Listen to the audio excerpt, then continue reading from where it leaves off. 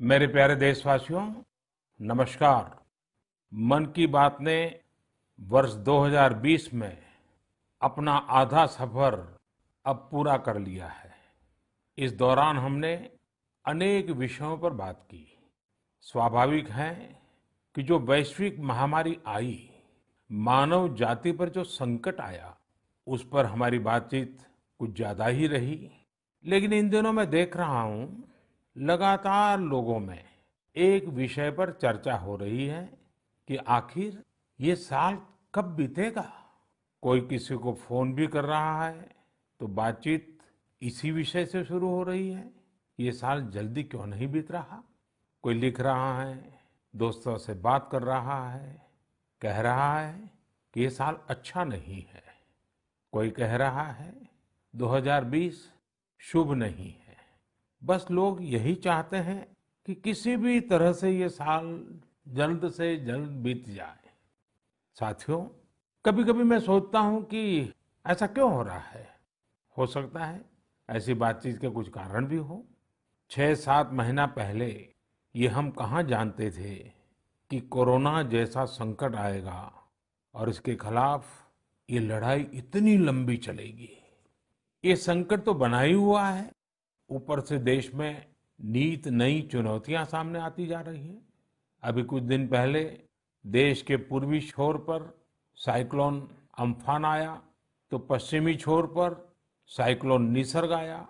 कितने ही राज्यों में हमारे किसान भाई बहन टिड्डी दल के हमले से परेशान है, और कुछ नहीं तो देश के कई हिस्सों में छोटे छोटे भूकंप रुकने का ही नाम नहीं ले रहे हैं।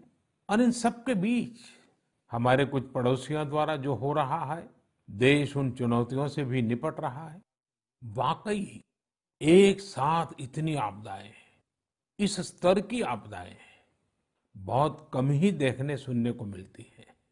हालात तो ये हो गई हैं कि कोई छोटी छोटी घटना भी हो रही है तो लोग उन्हें भी इन चुनौतियों के साथ जोड़ करके देख रहे हैं।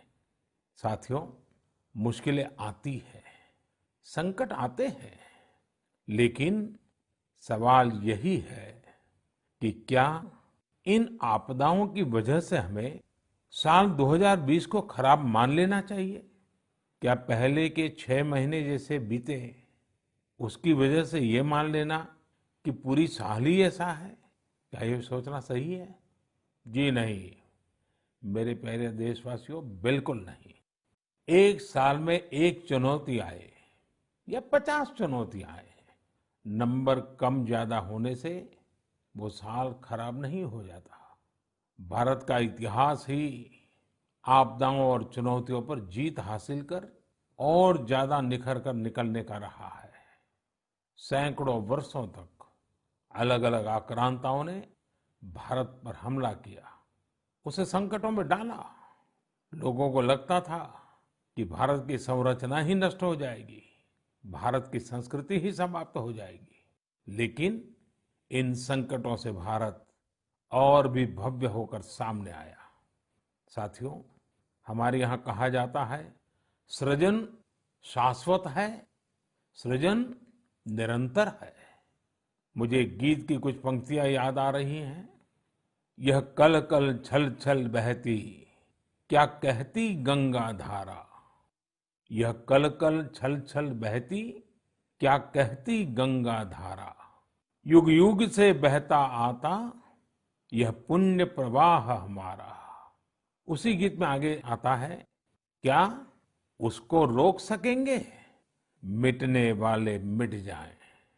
कंकड़ पत्थर की हस्ती, कंकड़ पत्थर की हस्ती, क्या बाधा बनकर आए। भारत में भी जहां एक तरफ बड़े बड़े संकट आते गए, वहीं सभी बाधाओं को दूर करते हुए अनेकों अनेक सृजन भी हुए। नए साहित्य रचे गए, नए अनुसंधान हुए, नए सिद्धांत गढ़े गए। यानी संकट के दौरान भी हर क्षेत्र में सृजन की प्रक्रिया जारी रही और हमारी संस्कृति पुष्पित पल्लवित होती रही। देश आगे बढ़ता ही रहा। भारत ने हमेशा संकटों को सफलता की सीढ़ियों में परिवर्तित किया है। इसी भावना के साथ हमें आज भी इन सारे संकटों के बीच आगे बढ़ते ही रहना है। आप भी इसी विचार से आगे बढ़ेंगे, 130 करोड़ देशवासी आगे बढ़ेंगे, तो यही साल देश के लिए नए कीर्तिमान बनाने वाला साल साबित होगा। इसी साल में देश नए लक्ष्य प्राप्त करेगा, नई उड़ान भरेगा, नई ऊंचाइयों को छुएगा। मुझे पूरा विश्वास 130 करोड़ देशवासियों की शक्ति पर है, आप सब पर है, इस देश की महान परंपरा पर है। मेरे प्यारे देशवासियों, संकट चाहे जितना भी बड़ा हो, भारत के संस्कार निस्वार्थ भाव से सेवा की प्रेरणा देते हैं।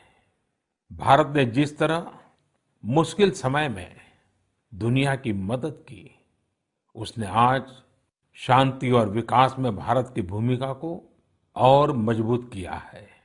दुनिया ने इस दौरान भारत की विश्व बंधुत्व की भावना को भी महसूस किया है और इसके साथ ही दुनिया ने अपनी संप्रभुता और सीमाओं की रक्षा करने के लिए भारत की ताकत और भारत के कमिटमेंट को भी देखा है।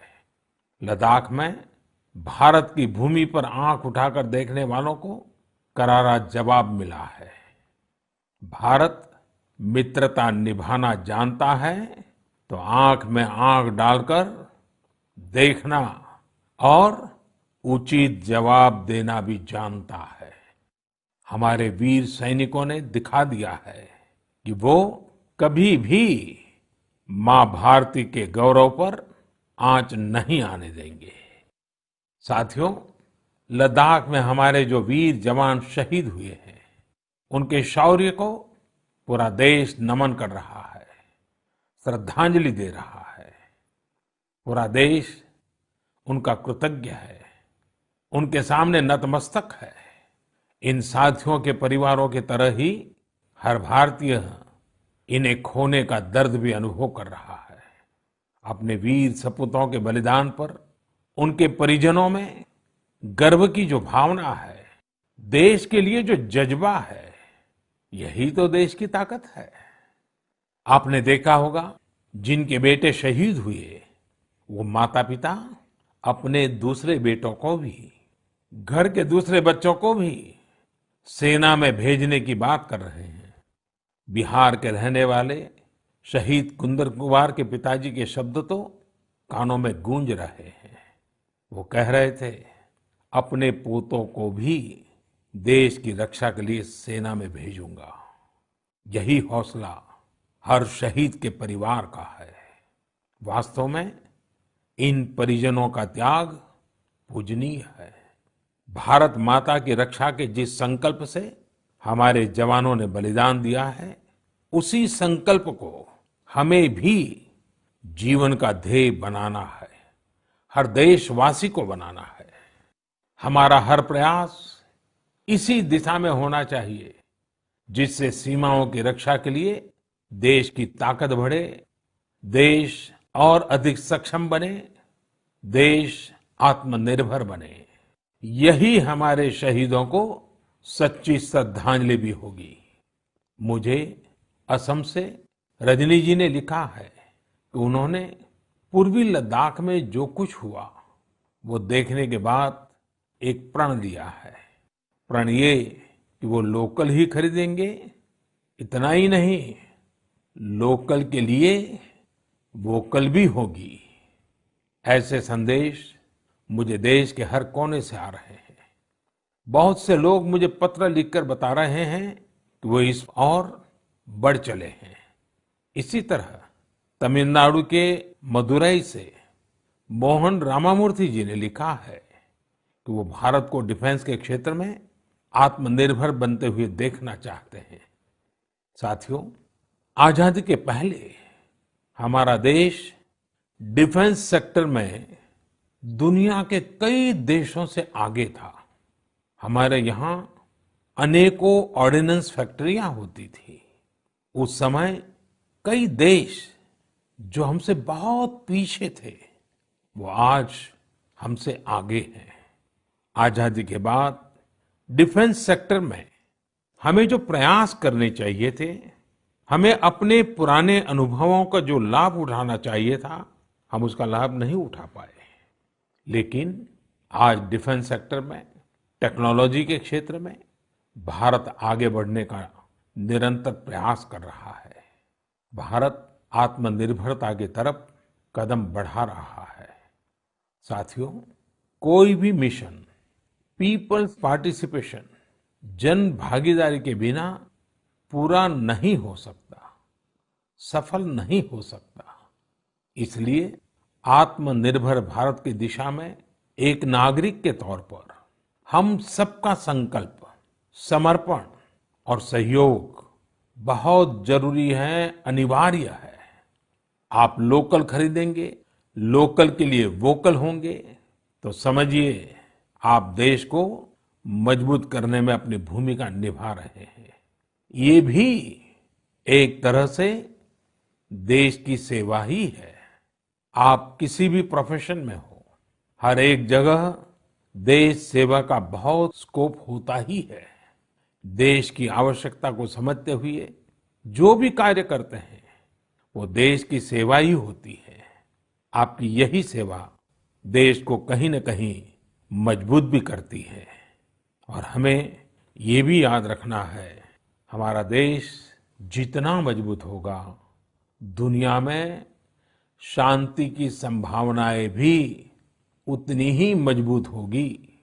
हमारे यहाँ कहा जाता है, विद्या विवादाय धनम मदाय, विद्या विवादाय धनम मदाय, शक्ति ही परेशान परिपीडनाय, खलस्य साधो विपरीतम एतत्, ज्ञानाय दानाय च रक्षणाय। अर्थात अगर स्वभाव से दुष्ट है, तो विद्या का प्रयोग व्यक्ति विवाद में, धन का प्रयोग घमंड में और ताकत का प्रयोग दूसरों को तकलीफ देने में करता है। लेकिन सज्जन की विद्या ज्ञान के लिए, धन मदद के लिए और ताकत रक्षा करने के लिए इस्तेमाल होती है। भारत ने अपनी ताकत हमेशा इसी भावना के साथ इस्तेमाल की है। भारत का संकल्प है भारत के स्वाभिमान और संप्रभुता की रक्षा। भारत का लक्ष्य है आत्मनिर्भर भारत। भारत की परंपरा है भरोसा, मित्रता। भारत का भाव है बंधुता। हम इन्हीं आदर्शों के साथ आगे बढ़ते रहेंगे। मेरे प्यारे देशवासियों, कोरोना के संकट काल में देश लॉकडाउन से बाहर निकल आया है। अब हम अनलॉक के दौर में हैं। अनलॉक के इस समय में दो बातों पर बहुत फोकस करना है: कोरोना को हराना और अर्थव्यवस्था को मजबूत बनाना, उसे ताकत देना। साथियों, लॉकडाउन से ज्यादा सतर्कता हमें अनलॉक के दौरान बरतनी है। आपकी सतर्कता ही आपको कोरोना से बचाएगी। इस बात को हमेशा याद रखिए कि अगर आप मास्क नहीं पहनते हैं, 2 गज की दूरी का पालन नहीं करते हैं या फिर दूसरी जरूरी सावधानियां नहीं बरतते हैं, तो आप अपने साथ साथ दूसरों को भी जोखिम में डाल रहे हैं, खास तौर पर घर के बच्चों और बुजुर्गों को। इसीलिए सभी देशवासियों से मेरा निवेदन है, और ये निवेदन मैं बार बार करता हूं, और मेरा निवेदन है कि आप लापरवाही मत बरतिए। अपना भी ख्याल रखिए और दूसरों का भी। साथियों, अनलॉक के दौर में बहुत सी ऐसी चीजें भी अनलॉक हो रही हैं जिनमें भारत दशकों से बंधा हुआ था। वर्षों से हमारा माइनिंग सेक्टर लॉकडाउन में था। कॉमर्शियल ऑक्शन को मंजूरी देने के एक निर्णय ने स्थिति को पूरी तरह से बदल दिया है। कुछ ही दिन पहले स्पेस सेक्टर में ऐतिहासिक सुधार किए गए। उन सुधारों के जरिए वर्षों से लॉकडाउन में जकड़े इस सेक्टर को आजादी मिली। इससे आत्मनिर्भर भारत के अभियान को न केवल गति मिलेगी, बल्कि देश टेक्नोलॉजी में भी एडवांस बनेगा। अपने कृषि क्षेत्र को देखें तो इस सेक्टर में भी बहुत सारी चीजें दशकों से लॉकडाउन में फंसी थी। इस सेक्टर को भी अब अनलॉक कर दिया गया है। इससे जहां एक तरफ किसानों को अपनी फसल कहीं पर भी किसी को भी बेचने की आजादी मिली है, वहीं दूसरी तरफ उन्हें अधिक ऋण मिलना भी सुनिश्चित हुआ है। ऐसे अनेक क्षेत्र हैं जहां हमारा देश इन सब संकटों के बीच ऐतिहासिक निर्णय लेकर विकास के नए रास्ते खोल रहा है। मेरे प्यारे देशवासियों, हर महीने हम ऐसी खबरें पढ़ते और देखते हैं जो हमें भावुक कर देती हैं। यह हमें इस बात का स्मरण कराती हैं कि कैसे हर भारतीय एक दूसरे की मदद के लिए तत्पर है। वह जो कुछ भी कर सकता है उसे करने में जुटा है। अरुणाचल प्रदेश की एक ऐसी ही प्रेरक कहानी मुझे मीडिया में पढ़ने को मिली। यहाँ सियांग जिले के मिरेम गांव ने वो अनोखा कार्य कर दिखाया जो समूचे भारत के लिए एक मिसाल बन गया है। इस गांव के कई लोग बाहर रहकर नौकरी करते हैं। गांव वालों ने देखा कि कोरोना महामारी के समय ये सभी अपने गांव की ओर लौट रहे हैं।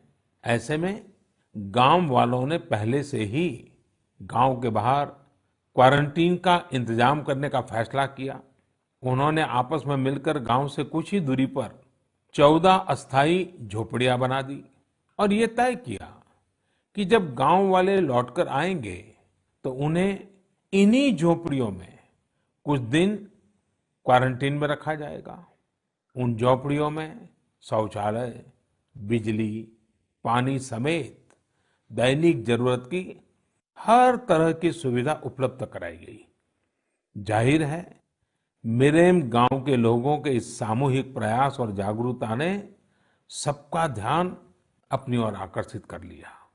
साथियों, हमारे यहाँ कहा जाता है, स्वभावम न जहाति एव साधुः आपद्गतो भी सन कर्पूरः पावक स्पृष्टः सौरभम लभते तराम। अर्थात जैसे कपूर आग में तपने पर भी अपनी सुगंध नहीं छोड़ता, वैसे ही अच्छे लोग आपदा में भी अपने गुण, अपना स्वभाव नहीं छोड़ते। आज हमारे देश की जो श्रम शक्ति है, जो श्रमिक साथी हैं, वो भी इसका जीता जागता उदाहरण है। आप देखिए, इन दिनों हमारे प्रवासी श्रमिकों की ऐसी कितनी ही कहानियां आ रही हैं जो पूरे देश को प्रेरणा दे रही है।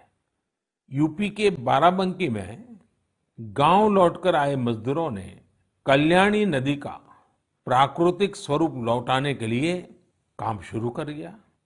नदी का उद्धार होता देख आसपास के किसान, आसपास के लोग भी उत्साहित हैं। गांव में आने के बाद क्वारंटीन सेंटर में रहते हुए, आइसोलेशन सेंटर में रहते हुए हमारे श्रमिक साथियों ने जिस तरह अपने कौशल्य का इस्तेमाल करते हुए अपने आसपास की स्थितियों को बदला है, वो अद्भुत है। लेकिन साथियों, ऐसे कितने ही किस्से, कहानियां देश के लाखों गांवों के हैं जो हम तक नहीं पहुंच पाए हैं। जैसा हमारे देश का स्वभाव है, मुझे विश्वास है साथियों कि आपके गांव में भी, आपके आसपास भी ऐसी अनेक घटनाएं घटी होगी। अगर आपके ध्यान में ऐसी बात आई है तो आप ऐसी प्रेरक घटना को मुझे जरूर लिखिए। संकट के इस समय में ये सकारात्मक घटनाएं, ये कहानियां औरों को भी प्रेरणा देगी। मेरे प्यारे देशवासियों, कोरोना वायरस ने निश्चित रूप से हमारे जीवन जीने के तरीकों में बदलाव ला दिया है। मैं लंदन से प्रकाशित फाइनेंशियल टाइम्स में एक बहुत ही दिलचस्प लेख पढ़ रहा था। इसमें लिखा था कि कोरोना काल के दौरान अदरक, हल्दी समेत दूसरे मसालों की मांग एशिया के अलावा अमेरिका तक में भी बढ़ गई है। पूरी दुनिया का ध्यान इस समय अपनी इम्यूनिटी बढ़ाने पर है और इम्यूनिटी बढ़ाने वाली इन चीजों का संबंध हमारे देश से है। हमें इनकी खासियत विश्व के लोगों को ऐसी सहज और सरल भाषा में बतानी चाहिए जिससे वे आसानी से समझ सकें और हम एक हेल्थियर प्लेनेट बनाने में अपना योगदान दे सकें। मेरे प्यारे देशवासियों, कोरोना जैसा संकट नहीं आया होता तो शायद जीवन क्या है, जीवन क्यों है, जीवन कैसा है,